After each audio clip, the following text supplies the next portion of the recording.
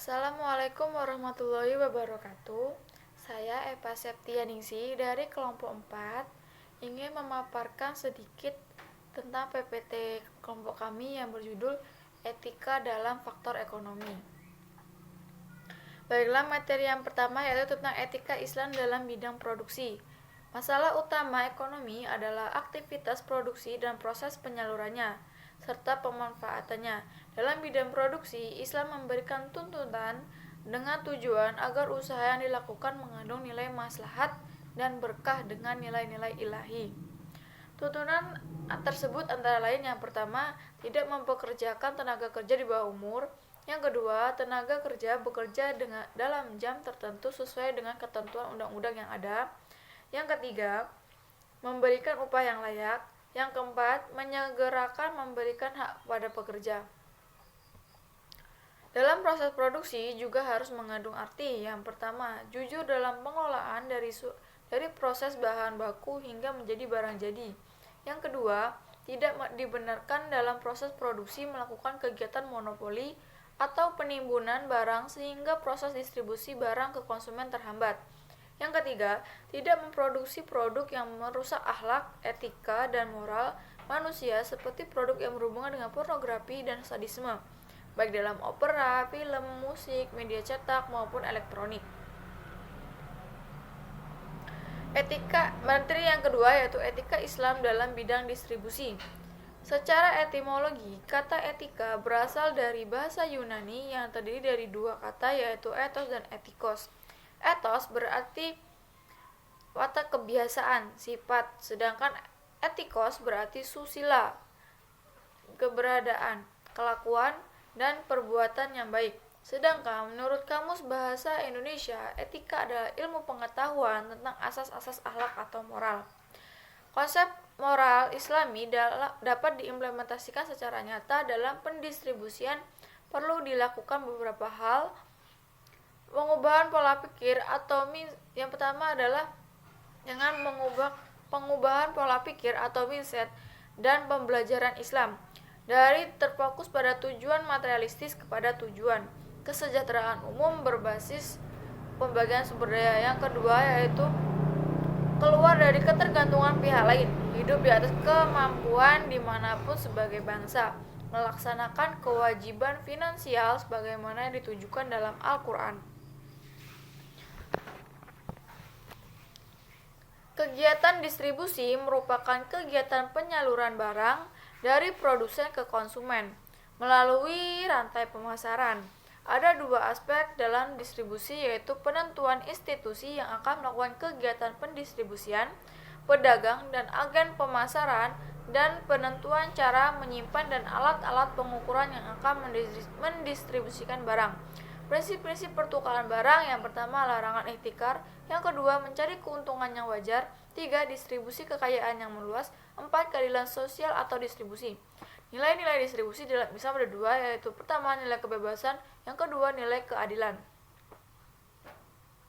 Akses etika ekonomi untuk pembahasan mekanisme distribusi pendapatan atas hak kepemilikan materi atau kekayaan dalam Islam. Yang pertama, pemberlakuan hak kepemilikan individu pada suatu benda tidak menutupi sepenuhnya akan ada hak yang sama bagi orang lain. Yang kedua, negara mempunyai otoritas kepemilikan atas kepemilikan individu yang tidak bertanggung jawab. Yang ketiga, dalam hak kepemilikan individu yang tidak berlaku sistematika konsep takaful. Yang keempat, hak milik umum dapat menjadi hak milik pribadi. Yang kelima, konsep hak milik dapat meringankan sejumlah konsekuensi hukum syariah. Yang keenam, konsep fungsi menunjuk pada sistem bagi hasil sesuai dengan kesepakatan.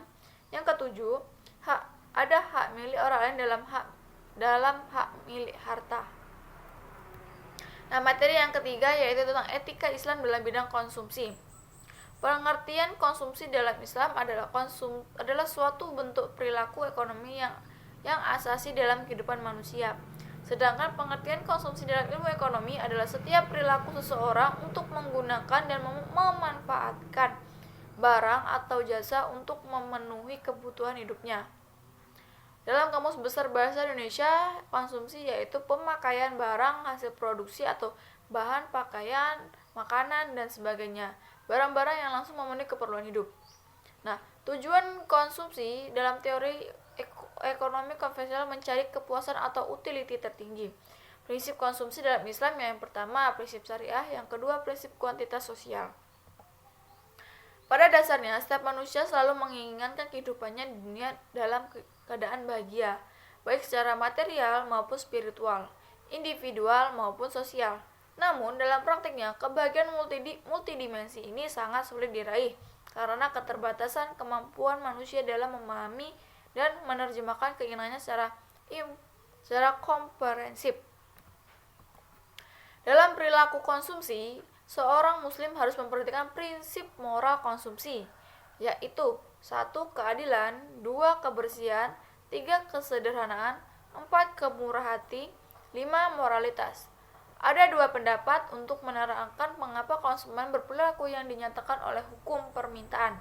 Yang pertama, pendekatan marginal utility, yang bertitik tolak pada anggapan bahwa kepuasan setiap konsumen bisa diukur dengan uang atau dengan satuan lain dengan mengukur volume air panjang jalan atau berat dari sekarung beras.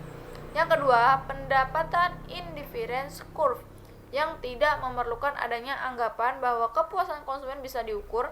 Anggapan yang diperlukan adalah bahwa tingkat kepuasan konsumen bisa dikatakan lebih tinggi atau lebih rendah tanpa mengatakan berapa lebih tinggi atau lebih rendah.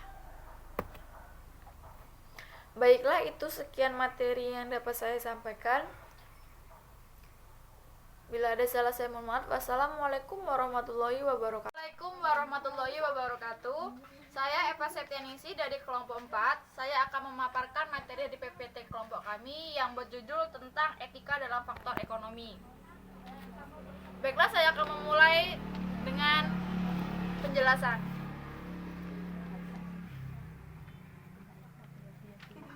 Assalamualaikum, Mbak. Waalaikumsalam. Maaf, Mbak, minuman keras ini yang diproduksi dalam agama Islam itu dilarang.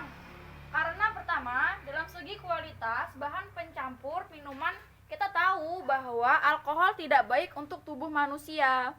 Dengan bahan produksi yang tidak baik, maka minuman keras tersebut tidak layak dikonsumsi karena dapat membahayakan konsumen baik segi jiwa maupun fisik kesehatan.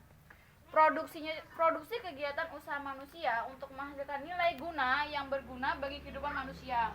Tentunya dalam Islam, usaha yang dijalankan harus memberikan nilai baik, kemanfaatan maksimal, serta menghindarkan segala resiko kerugian. Maaf Mbak, jadi seharusnya hakikat etikanya itu bagaimana? Tentunya hakikatnya pelaksanaannya sesuai dengan perilaku yang baik di masyarakat. Begitu juga dengan etika Islam dalam bidang produksi, distribusi, dan konsumsi. Jadi, bagaimana berjualan dalam ajaran Islam, Mbak? Ya, pertama bahan produksinya harus halal dan memperhatikan kemaslahatan dalam memilih bahan produksi. Jangan sampai barang yang kita jadikan bahan produksi jelek dan menyebabkan penyakit. Terus bagaimana distribusi dan konsumsinya? Dan sama juga halnya dengan etika Islam dalam produksi, itu semua harus sesuai ajaran Islam dan jangan membuat rugi masyarakat. Baiklah, terima kasih. Itulah hasil dari pemaparan PPT dari kelompok kami. Saya Eva Septianingsih. Jika ada salah saya mohon maaf. Wassalamualaikum warahmatullahi wabarakatuh.